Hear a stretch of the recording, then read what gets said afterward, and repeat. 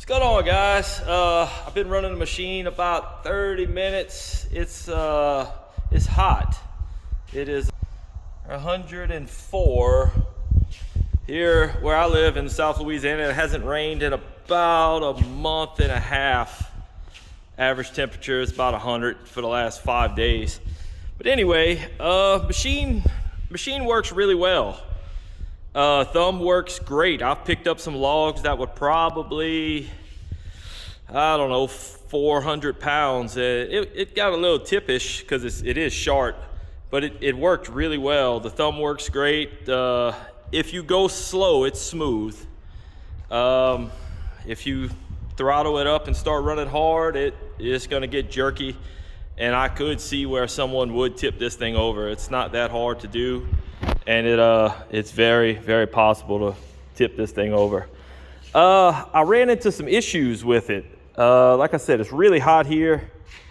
I don't know if it's because I didn't have much fuel in it or if it was something with the crappy fuel system, but I took some of this apart so you could see it.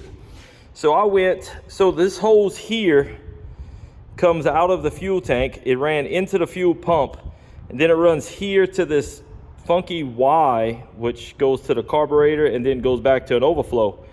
Well, originally it was going from the pump or from the tank into the fuel filter, out of the fuel filter, into the pump, out of the pump, and then into the Y. And I was having issues.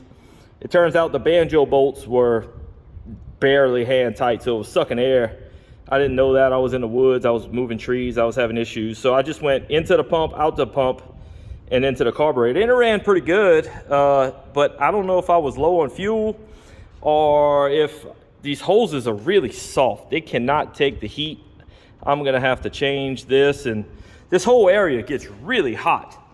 There's a better look at a fuel cooler, a hydraulic cooler right there. If you notice, the fan's pointing out, and the recoil for the engine sucks the air. So what's happening is air is wanting to go towards the engine and through the cooler. So I'm gonna end up turning that fan around, or probably turning the whole cooler around, and having air come from the outside through the vent, through the cooler, through the engine, and then further on this side by the pump, I'll probably put a fan to suck all of the engine under here, all the heat, and pull it out, because man, this thing is hot. It's 130 degrees outside.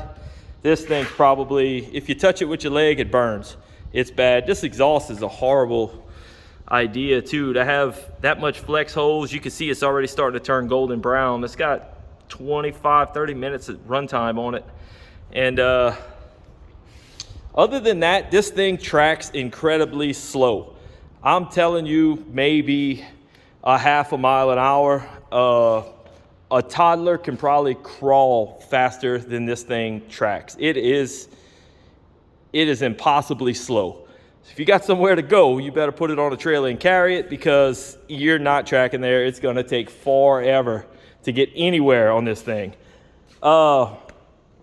Tracks work good. Like I said, I picked up some logs that were 400 pounds, probably 20 foot long. I had some pictures of some trees. We had a hurricane 2 years ago and it knocked stuff down. I'm still trying to clean up. Very impressed with the power of it. Now digging, like I said, it hadn't rained here in 30 days or more, and the ground's extremely hard here. It couldn't dig like I thought it would. It's a small machine. It doesn't have the leverage. And at the time I didn't have the throttle all the way up too, so I can't really expect it to throttle all the way. You know, I'd have to try it again. But you know, I think with a few little modifications, this could be a really, really reliable and fun, easy to use machine. I'm gonna make some more videos as I change things, like the direction of the air, and maybe some industrial insulation under here, or aluminum, some kind of aluminum heat shield or something, because this is your exhaust as a plate, and it's straight to the bottom of the seat. And all of this stuff here, especially this side here, this side is horrible. This is your outlet. Your leg is right here. And when your leg's right here, if your leg touches that, you know it, and you start moving really fast. Aside from that, I mean, it's pretty good. It works good. It's not very loud when you're running it. I mean, if you had those northern people, northern states, that's, you know, 60, 70 degrees, this would be a great machine. It'll keep you cool. It'll keep you warm while you're running it. It works great. Oh, I did have an issue with my controls. My first video said it had some funky controls that I didn't really recognize. The bucket was reversed. I had to reverse 2 hoses right here, this one and that one right there, because left was bucket out, or it was opposite of what it was supposed to be. I swapped those hoses real quick, and it works exactly how it's supposed to work. And you know, I mean, it's pretty good. Aside from tracking really slow and a little fuel issues I had, which could be my fault, I'm not exactly sure. I don't keep much gasoline here. Most of the stuff's diesel. Aside from that, I mean, it's pretty good machine. I'd buy another one if I needed it, but